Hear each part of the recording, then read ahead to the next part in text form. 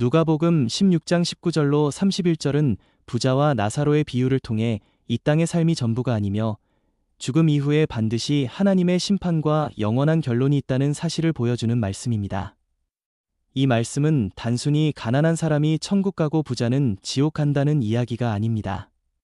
하나님 없이 자기 만족과 자기 영광만을 위해 사는 인생이 얼마나 비참한 결말에 이르는지를 보여주고, 반대로 세상에서는 낮아 보일지라도 하나님께 소망을 둔 자가 얼마나 복된 결론에 이르는지를 보여주는 말씀입니다. 그리고 마지막에는 이미 주신 하나님의 말씀을 듣지 않는 사람은 더 큰 표적을 보아도 회개하지 않는다는 사실을 강하게 경고합니다. 본문에 나오는 부자는 자색 옷과 고운 베옷을 입고 날마다 호화롭게 즐겼다고 했습니다. 자색 옷은 당시 매우 값비싼 옷으로 높은 신분과 부를 상징합니다.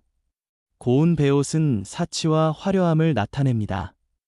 그리고 호화롭게 즐겼다는 말은 단순히 잘 먹고 살았다는 뜻이 아니라 자기 만족과 쾌락 속에서 계속 살아갔다는 뜻입니다.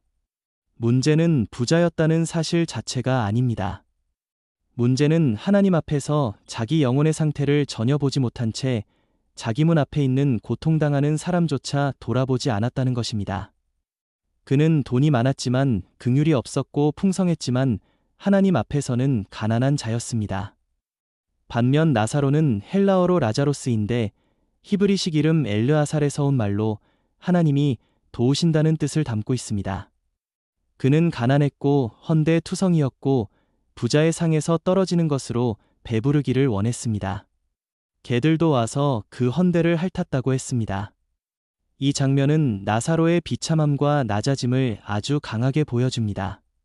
사람에게서도 외면당했고 세상적으로는 전혀 존귀하게 보이지 않았습니다.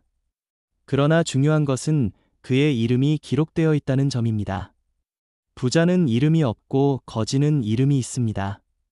세상은 부자의 이름을 기억하고 가난한 자의 이름은 잊어버리지만 하나님은 자기 백성의 이름을 아십니다.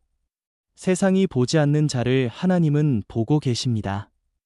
이어지는 말씀에서 거지 나사로가 죽어 천사들에게 받들려 아브라함의 품에 들어갔다고 했습니다.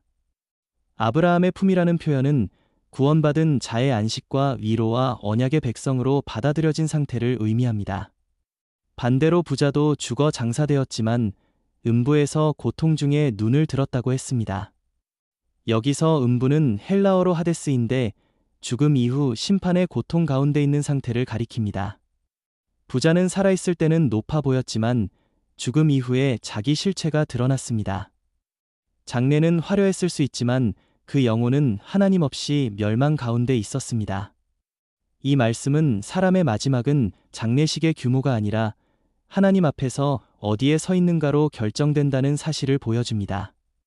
부자가 멀리 아브라함과 그의 품에 있는 나사로를 보고 불쌍히 여겨달라고 외칩니다. 그는 이제야 자신이 영원한 고통 가운데 있다는 것을 깨닫습니다. 그리고 나사로의 손가락 끝에 물 한 방울을 찍어 자기 혀를 서늘하게 해달라고 요청합니다. 이 모습은 너무나 강한 대조를 보여줍니다. 살아있을 때는 자기 상에서 떨어지는 부스러기도 나사로에게 주지 않던 자가 이제는 물 한 방울을 구걸하는 처지가 되었습니다. 영원한 심판은 이렇게 모든 것을 뒤집어 놓습니다. 그러나 이것은 단순한 운명의 뒤바뀜이 아니라 하나님 없는 인생의 정당한 결론입니다. 아브라함은 부자에게 내가 살았을 때의 좋은 것을 받았고 나사로는 고난을 받았으니 이것을 기억하라고 합니다. 여기서 기억하라는 말은 단순한 회상이 아니라 자기 삶 전체를 하나님의 관점에서 직면하라는 뜻입니다. 심판은 갑자기 억울하게 당하는 일이 아니라 이미 살아있는 동안 선택하며 살아온 삶의 열매를 받는 것입니다. 또한 너와 우리 사이에 큰 구렁텅이가 놓여 있어 여기서 너희에게 건너가고자 하되 갈 수 없고 거기서 우리에게 건너올 수도 없다고 합니다. 이 말씀은 죽음 이후에는 구원의 기회가 끝난다는 사실을 분명히 보여줍니다. 이 땅에서의 회개와 믿음은 지금 해야 합니다. 죽은 다음에는 다시 기회가 없습니다. 부자는 그제야 자기 형제들을 생각합니다. 자기 집에 5 형제가 있으니 나사로를 보내 증언하게 해달라고 합니다. 자기도 그곳에 와서 이 고통을 당하지 않게 해 달라는 것입니다. 그러나 아브라함은 그들에게 모세와 선지자들이 있으니 그들에게 들을지니라고 말합니다. 여기서 모세와 선지자들은 곧 성경 말씀을 뜻합니다. 부자는 아니라고 하면서 죽은 자에게서 누가 가면 회개하리라고 말하지만 아브라함은 모세와 선지자들에게 듣지 아니하면 비록 죽은 자 가운데서 살아나는 자가 있을지라도 권함을 받지 아니하리라고 대답합니다. 이것이 이 본문이 핵심입니다. 사람을 살리는 것은 신기한 체험이 아니라 하나님의 말씀입니다. 기적이 회개를 만드는 것이 아니라 성령께서 말씀을 통해 마음을 여실 때 회개가 일어납니다. 이 말씀은 결국 예수 그리스도를 가리킵니다. 왜냐하면 실제로 죽은 자 가운데서 살아나신 분은 예수님이시기 때문입니다. 그런데도 많은 사람들은 여전히 회개하지 않았습니다. 예수님의 부활은 가장 큰 표적이지만 말씀을 거부하는 마음은 그 표적조차 거부합니다. 그러므로 구원의 핵심은 표적을 더 보는 것이 아니라 성경이 증거하는 그리스도를 믿는 것입니다. 누가복음 전체는 가난한 자와 죄인과 버림받은 자에게 임하신 하나님의 은혜를 보여줍니다. 나사로는 자기 의와 자기 힘으로 구원받은 사람이 아닙니다. 오직 하나님께 도움을 구할 수밖에 없는 자리에서 은혜를 입은 자의 모습입니다. 우리도 본질상 영적으로는 나사로와 같이 무력하고 가난한 자입니다. 죄와 사망 아래서 스스로를 구원할 수 없습니다.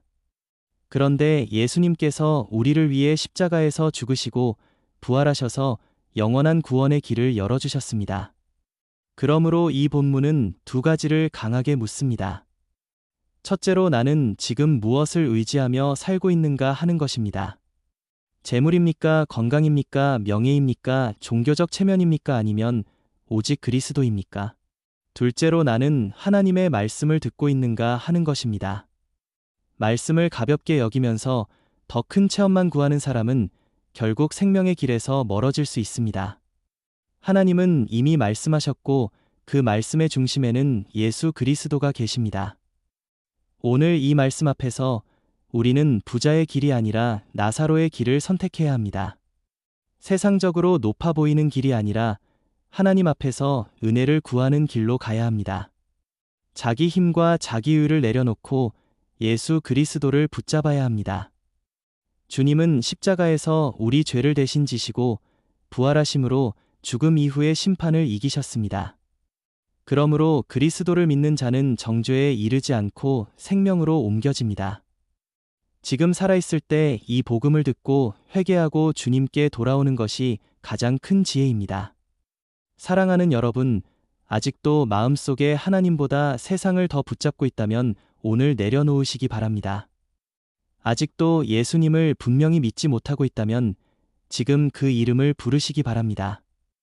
주님, 저는 부자처럼 눈먼 인생이 아니라 나사로처럼 하나님의 도우심을 구하는 자가 되기를 원합니다.